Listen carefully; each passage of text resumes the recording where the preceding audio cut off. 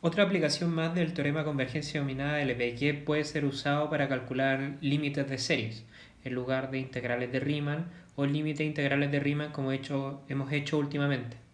La idea para trabajar esta serie corresponde a identificar si podemos escribir esta serie como una integral bajo alguna medida que construyamos en el camino.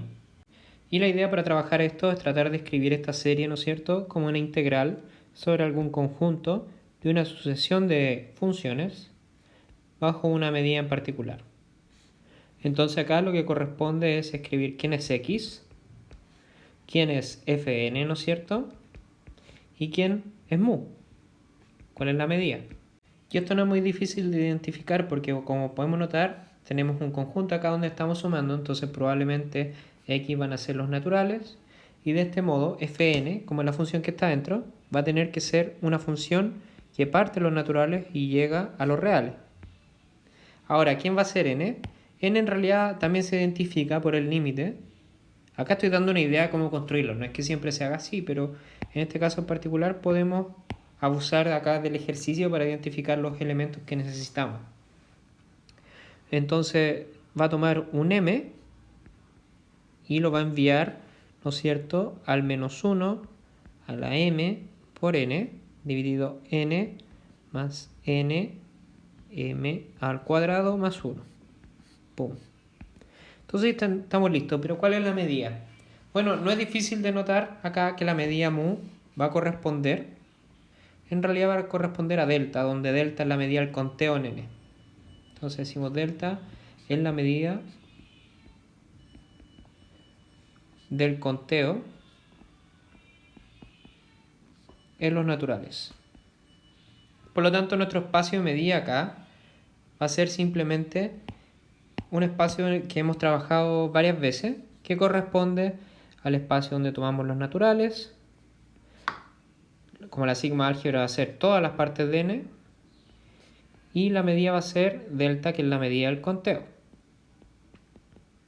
Por lo tanto, podemos escribir esta suma, que la vamos a poner acá, m en los naturales, ¿no es cierto?, de menos 1 a la m por n, dividido n más nm al cuadrado más 1. Esto acá se puede escribir simplemente con la integral sobre el conjunto x, que ahora va a ser los naturales, de la función f sub n de m, aplicado en la medida delta en m. Por lo tanto, lo que nos están preguntando ahora queda escrito de esta forma que está acá encuadrada. Y como tenemos ahora una medida, una integral, el límite, una sucesión de funciones que son medibles, porque toda función va a ser medible si estamos considerando la sigma álgebra de las partes del conjunto, eso lo pueden chequear ustedes. Podemos aplicar cualquier teorema de integración que ya hemos visto.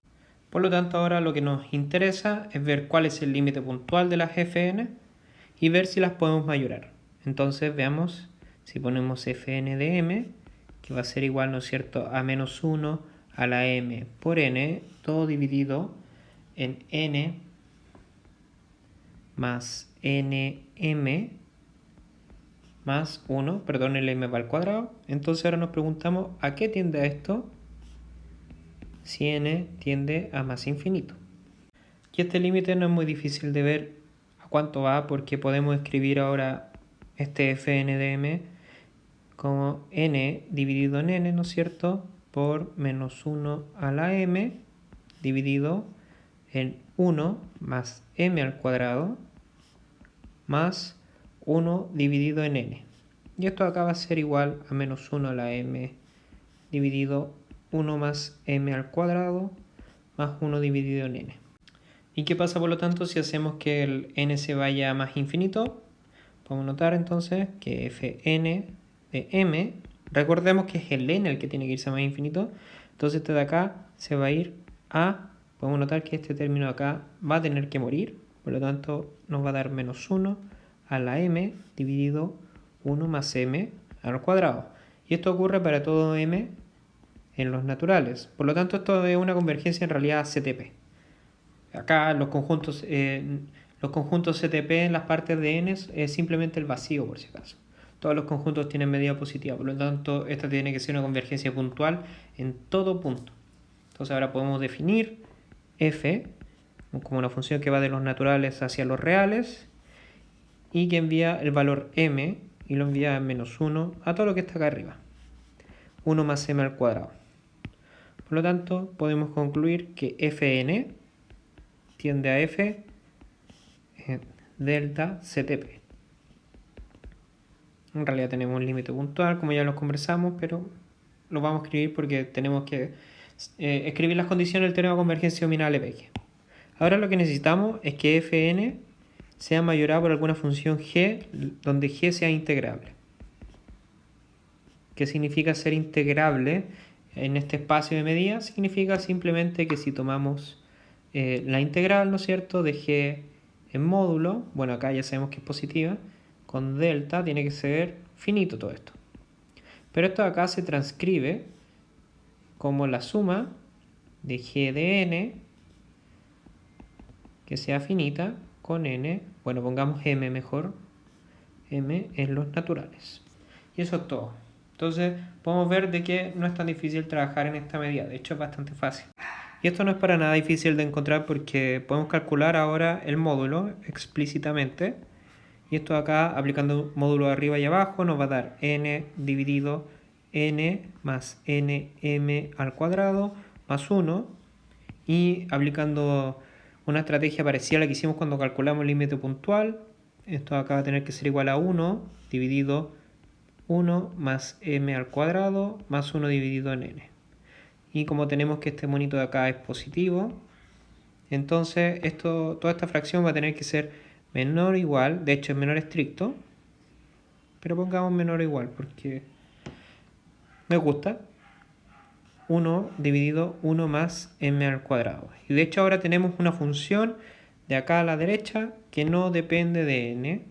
Entonces podría ser nuestra candidata a ser la cota superior. Entonces definamos g de n en los reales que envía al m a 1 dividido 1 más m al cuadrado. Entonces veamos que si calculamos la integral de g respecto a n en la medida delta, esto acá va a tener que ser igual a la suma de 1 dividido m cuadrado más 1 con m en los naturales, y esta cosa converge porque tenemos acá un elemento al cuadrado, no es difícil de ver de que esta cosita converge. Genial. Entonces, por lo tanto, tenemos de que, de hecho esto de acá, entonces esto de acá va a ser g de m. Y así tenemos de que fn de m va a estar mayorado por g de m para todo m en los naturales.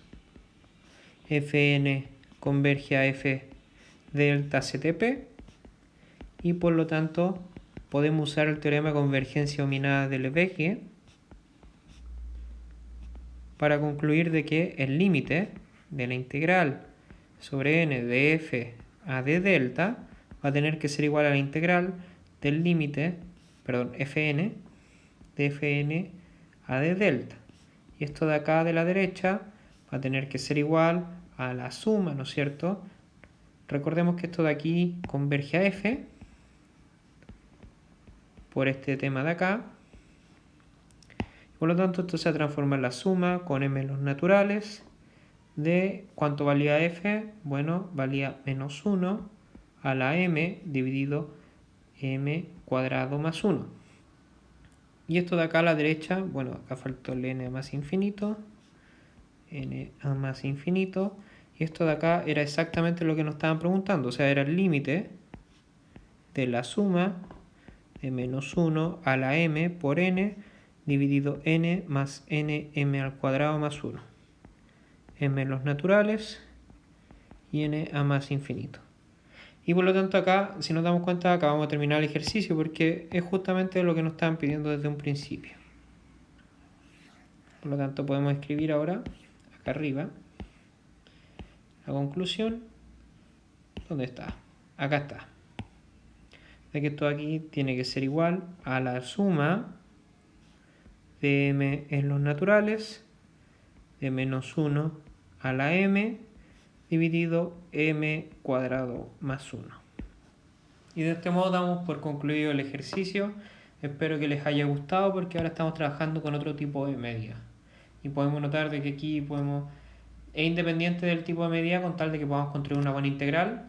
Si podemos hacer eso, tenemos teorema de convergencia dominada de Lebesgue. Por lo tanto, no estamos limitados solamente a las medidas usuales. Eso, que les vaya bien.